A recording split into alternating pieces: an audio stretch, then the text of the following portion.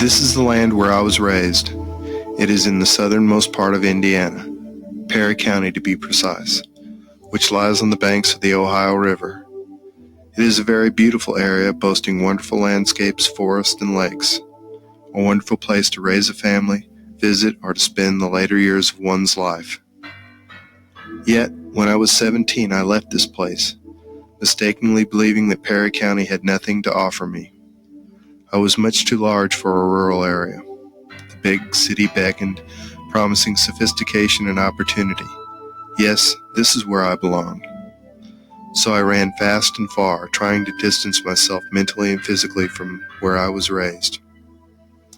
I didn't return to Perry County for nearly 2 years, and when I did return, nearly everything about the place irritated me. I misunderstood this to mean that I had outgrown the place of my youth. I felt metropolitan now. With this, I felt a superiority to those who remained in Perry County. After all, I was an urbanite, living in a large international city, which had everything one could want. But something was happening to me every time that I returned home. I would drive the back roads of Perry County, and there would be a feeling of tranquility that would come over me. And over a period of years, I began to appreciate how fortunate I was to have grown up in an area with so much beauty and history. I now understand how precious these things are and how much they are a part of me. With this realization that Perry County and its people had a great deal to do with who I was, I began to search to find my beginnings, my roots, to find those people whose unseen hand had shaped me, who had shaped the land around me, who in some way even influences the way that I raised my son.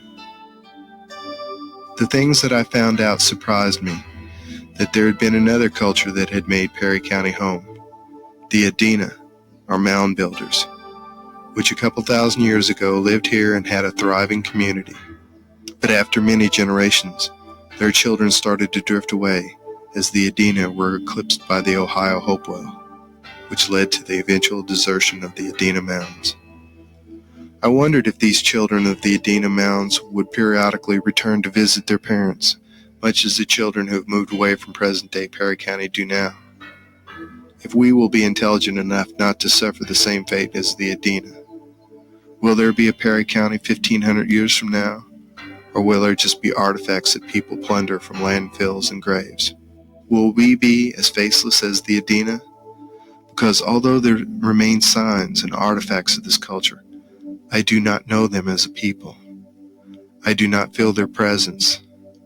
They didn't shape me or my parents.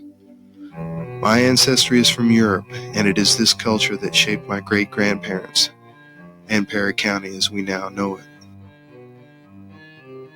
Even though many of the first people to settle Perry County were born in America, they were very much European, and in essence, Euro-Americans. These first Euro-American settlers of Perry County came in the late 1790s and eventually founded the town of Troy, which is supposedly the second oldest community in Indiana. These settlers were for the most part merchants drawn by the increased river trade, or Revolutionary War veterans claiming pensions and land grants. But some were men and women struck with a kind of wanderlust, the extension of some unseen force, guiding them slowly but surely towards the west, searching for the promised land that was truly over the next hill. But these settlers were few in number, for well after Indiana became a state in 1816, the Midwest continued to be very sparsely populated. But this was soon to change. A new type of industry was emerging in America, the transportation of immigrants from Europe to the New World.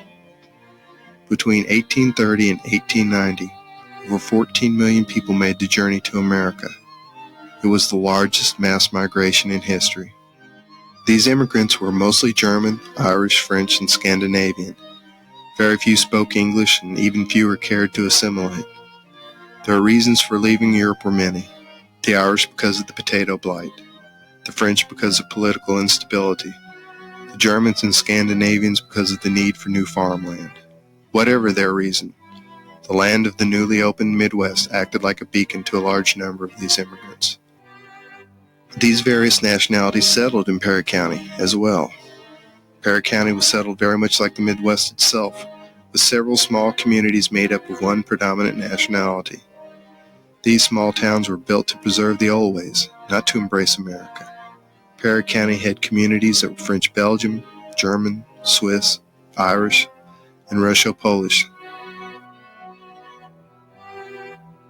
Calhoun was formed because in the 1830s coal was found in amounts that could be exploited commercially. This and other natural resources led to several industries being formed. The largest of these was a cotton mill, which had the need for a large amount of labor who were skilled in textiles. This void was filled by the Irish who had been working in the cotton mills of New England. These workers brought their families and became an integral part of Candleston and Perry County, becoming yet another nationality making up the fabric of our modern-day society that helped to shape me. A society that today almost seems homogeneous, which was not the case 150 years ago.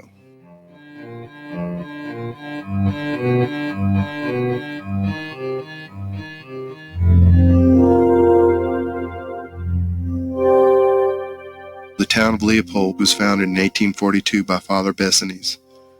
The reason that this colony of people from France and Belgium was formed was in order to promote the temporal and spiritual welfare of the French people coming from Europe. This was a homogeneous community that sought to preserve an existing culture, not to become part of the great American melting pot. All through Perry County, there were small agricultural communities made up of one nationality. One area known as German Ridge was made up of a group of German farmers who settled this part of Perry County in the mid-1830s. While in the northern part of Perry County, a colony of Russian and Polish farmers in 1869 would found the town of Siberia. Tell City, the largest community in Perry County, was founded in 1858 by the Swiss Colonization Society. This town was formed by the Swiss people for themselves. The founding fathers of Tell City envisioned a Swiss community that would rival those in Switzerland. These people came to America for opportunity, not culture. In Tell City, it would be almost a full generation before the town newspaper and its schools would fully embrace English. They were, for the most part, content with being the nationality of their birth. Their churches conducted services in their native tongue, and so too were business and social matters. Very little had changed from the way they had lived before migration, and for the most part they saw no contradiction in being a good citizen and not learning the English language. The same could be said of other nationalities that settled Perry County. It would be their children that would make the initial step to assimilate into the American culture. These children of immigrants would try to bridge two cultures. They had one foot firmly rooted in the old ways while trying to find a place for the other in an emerging country, a nation that was finding its own identity. Yet it is those men and women that helped make America a unique society. Their mixing of old and new world was the true America. It is this borrowing from several distinctly different cultures that made America the social experiment that worked. But as these children of immigrants begin to assimilate, they also begin to lose the ties that bind. They started to see themselves not as German Americans or French Americans, but as Americans. Having done this, the need to be in like-minded communities started to fade. Economic incentives started to supersede cultural alliances, and many of the small towns in the Midwest began to stagnate. For after World War I, the population growth of Perry County began to slow. The Roaring Twenties gave out its siren song to the youth of America. Movies and publications of the time glamorized a lifestyle that could only exist in cities like Chicago, New York, and of course Hollywood. And slowly, America turned its back on the smaller communities of the Midwest. And this was the same for small towns all over the United States. These smaller agricultural towns and cities dominated the culture of America for its first 150 years. Rural areas like Perry County gave a distinctive flavor to the American mentality. It was the Midwestern farmer that gave us the practical, no-nonsense philosophy that anything could be accomplished by hard work and perseverance. This legacy remains a part of Americana and still shapes our modern-day mentality. While this legacy still influences today, the physical evidence of that time and way of life deteriorates. Every day, more and more of that time period fades. The farmhouses, barns, schoolhouses, and churches that those people built are slowly vanishing. So what remain are old photos, letters, and buildings that scream out to be seen and preserved. And I realize that which I ran away from so quickly, I do not wish to lose. Luckily, the people of Perry County realize this as well.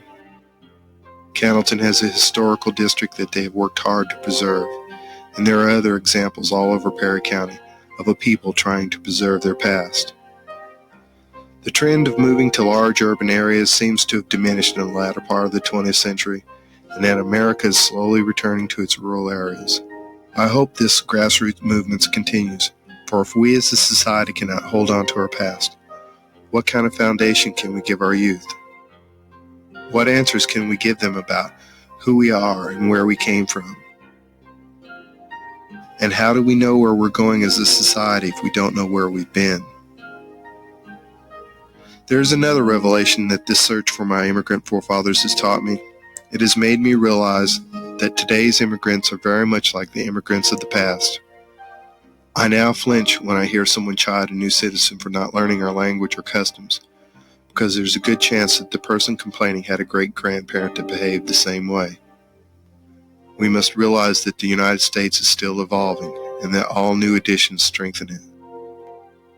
So I'm still exploring my past, hoping to be able to tell my son where one part of his ancestry came from, and maybe why his father is the way he is. I've made my peace with the land of my youth, and have come to realize that this is a refuge to where I can come and think, to be myself. And I hope others can come and see what this land can offer, and those who fled Perry County can return. Because I now know Thomas Wolfe was wrong. You can go home, because there's a part of you that never left.